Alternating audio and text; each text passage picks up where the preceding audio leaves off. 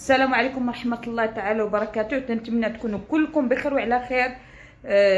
اليوم ان شاء الله بغيت نبارطاجي معكم واحد الوصفه اللي انا تقريبا كبرت بها بنياتي. يعني الوقت اللي تجيهم الكحبه مجهده، يعني السعال اللي تيجيهم مجهد، مع الدواء تنعاون بواحد الحاجه اللي طبيعيه واللي زوينه بزاف، ديما تنقدها لهم. واليوم ان شاء الله وتنقولها بزاف في لي لايف البنات باش يستعملوها لوليداتهم.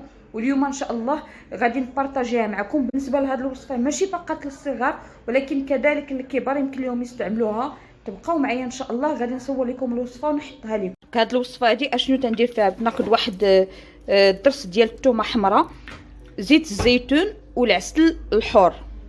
يعني العسل الحر الا ما توفرش لكم العسل الحر يمكن لكم ديروا العسل الطبيعي، ولكن من الاحسن يكون العسل الحر. درس ديال الثومه وزيت الزيتون. دابا غادي ندير الثومه، غادي نديرها تسلق بالماء ديال بالقشور ديالها. الثومه تنديرها بالقشور ديالها في الماء، غادي نغطي عليها وغادي نخليها حتى تسلق مزيان. يعني فاش نقيسوها نلقاوها بدات تطرطب، تنسلقوها بالقشور ديالها. منين تسلق انا غادي نكمل معكم كيفاش نعمل ليها.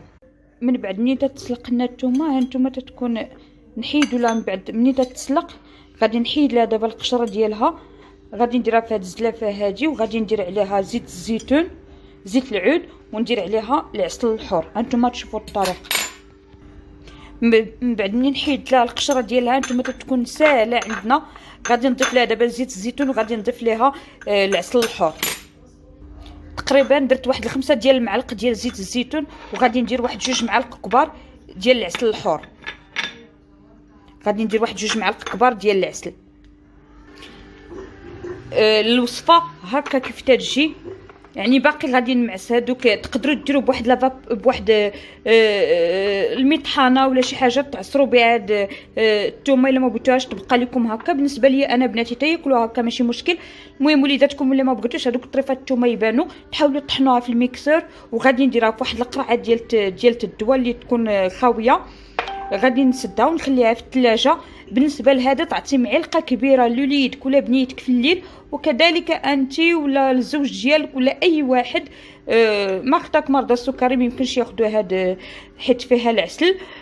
لمده 3 ايام، وان شاء الله كونوا على يقين تنضمن لكم 100%. يعني بعد 3 ايام ان شاء الله غادي تبان لكم ديك الكحبه ما بقاتش نهائيا، وحتى داك الالتهاب ديال الانف وديال الحنجره كذلك. تنعرفوا على ان الثومه واحد المضاد حيوي تينفع بزاف. زيت الزيتون كذلك، والعسل الحر يعني تينفعنا للحلق. عنده شفاء بزاف في الامراض، يعني غني على التعريف.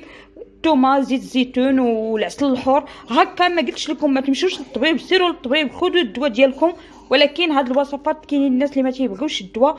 هاد الوصفه هادي والله العظيم الا بناتي ملي كان عندهم تقريبا 6 شهور وانا تنعملها لهم.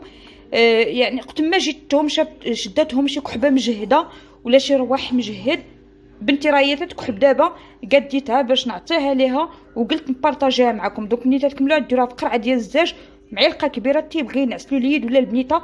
الا كلاها ما يشرب عليها لا ما لا والو، يتغطى وينعس، تتعرق وتتداوي لنا الكحبه وتتحبس لنا دوك سيلان ديال الانف والالم ديال الحنجره. يعني وصفه زوينه بزاف، ان شاء الله جربوها وغادي تنفعكم. وتنتمنى ديروا جيم لا فيديو، تبارطاجيوه مع صحابكم، والناس اللي باقي ما داروش اشتراك يديروا لي اشتراك في هذه القناه. والسلام عليكم ورحمه الله تعالى وبركاته.